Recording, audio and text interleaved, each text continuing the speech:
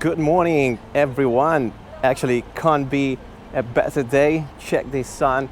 Here in London, we are in the city, precisely in St. Paul's. This is what they actually call the city. So including Liverpool Street, Bank, St. Paul's. This is the financial heart of London. We're gonna go through these wonderful neighborhoods today because we are testing and reviewing the Laowa 12mm lens f2.8. This is a great lens for architecture, and these surroundings are offering me what we're looking for today. So let's start the vlog after the intro.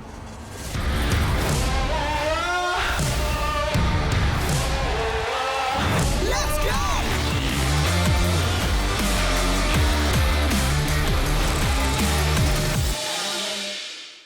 So welcome to London. Today we're gonna take some photos with the Sony a7R III, the Laowa 12mm super wide lens, and that's why I'm filming also in super view here on the GoPro. We're gonna jumping in the super wide world today. Whatever, man. I'm using now f2.8, shutter speed 2000 of a second, ISO 125, so I get a bit of depth of field here.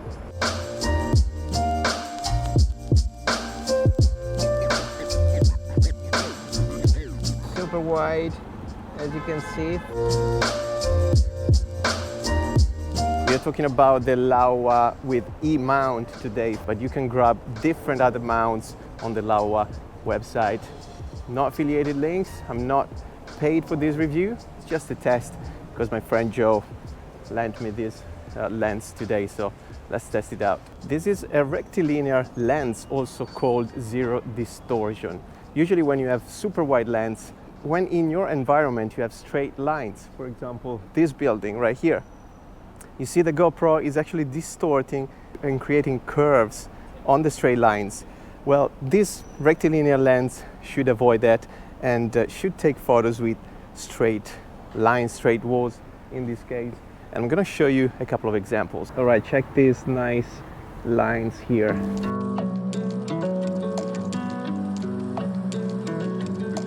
From this photo, you'll be able to see the distortion of the GoPro photos, especially around the edges. The center part usually is okay. Well, I'm still distorted. You can see my big nose right there.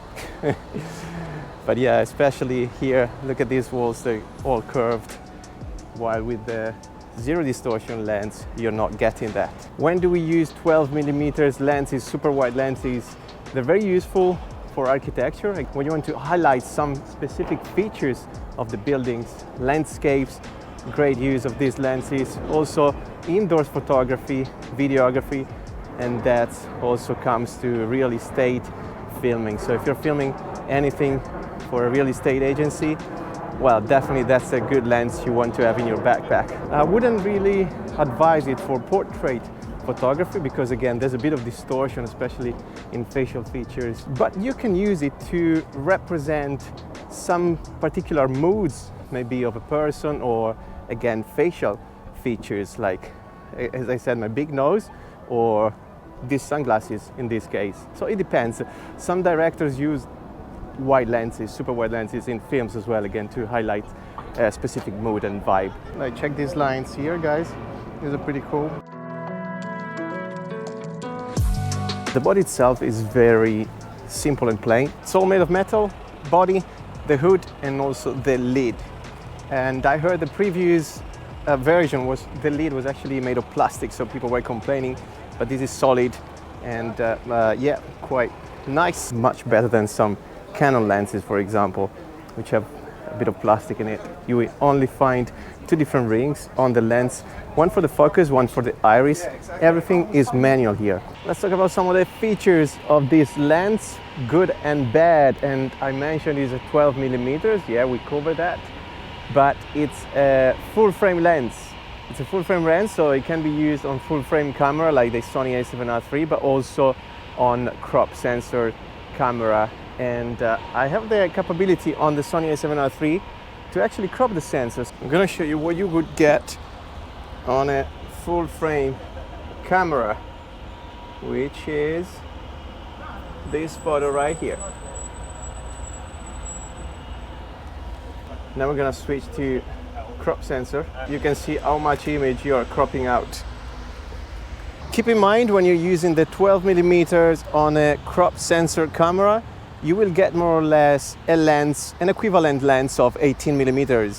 You can also find wider lenses on the Laowa website up to maybe 7mm, so those are very wide and can be probably at 12mm on a crop sensor camera as well. The focus ranges from, on paper, 17, 18 centimeters to infinite, but actually testing it out, I could focus up to 7 centimeters away from a subject, for example.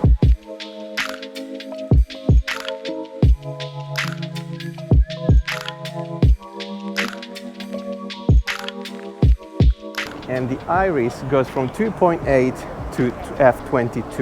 You have a quite wide range in terms of iris there. From a wide lens as this, you wouldn't expect much of depth of field, but as the aperture goes to f2.8, so it's very wide open, you can actually get a quite shallow depth of field, as you can see in these photos, and especially if your subject, of course, is closer to the lens.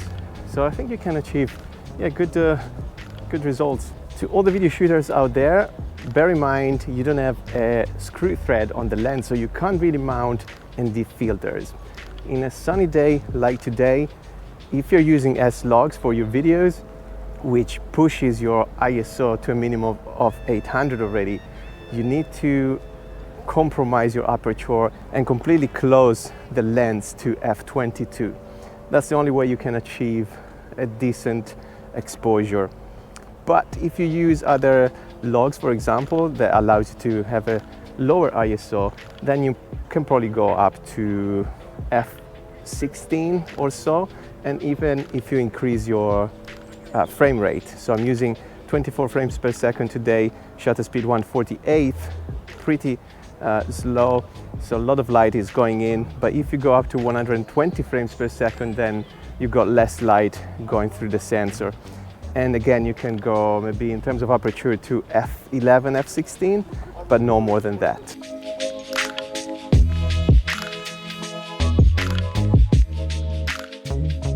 As we are crossing this wonder of the Tower Bridge, I love it.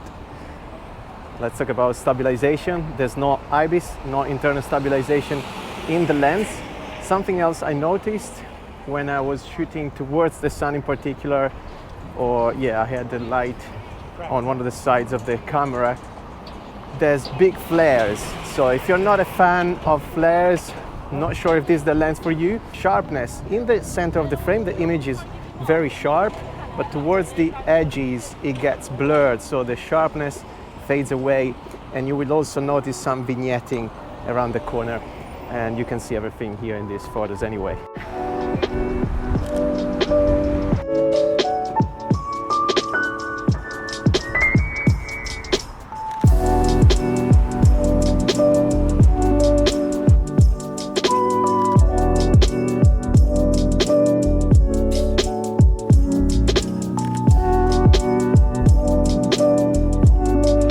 Security guard stops me because this is a private area, we can't really film or take photos. Let's talk about the dimensions. This lens measures 74.8 by 82.8. The weight is 615 grams more or less. It's not the lightest lens actually if you think about the dimensions, but the body and the build is actually really nice, so you can get away with that, I guess. All right guys, check out these lines of the building here. They're pretty straight, and the lens actually can hold up those. It kind of bends a little bit, but you can forgive it and you can adjust it in post-production anyway.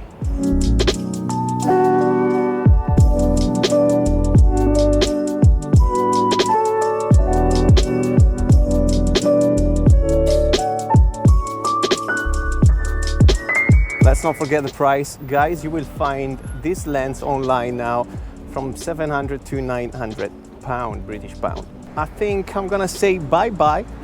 I hope you enjoyed the video. That's all about the 12mm by Laowa f2.8. I think it's a good lens.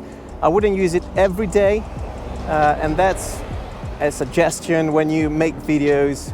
But even when you take photos, try to switch between lenses to have a variety of different shots. Having almost no distortion is definitely a plus. Wow, look how deformed I am in the super view of the GoPro. Yeah, if you have any question, drop a comment down here. Don't forget to subscribe, and I'll see you in the next video. London, I love it. See you soon.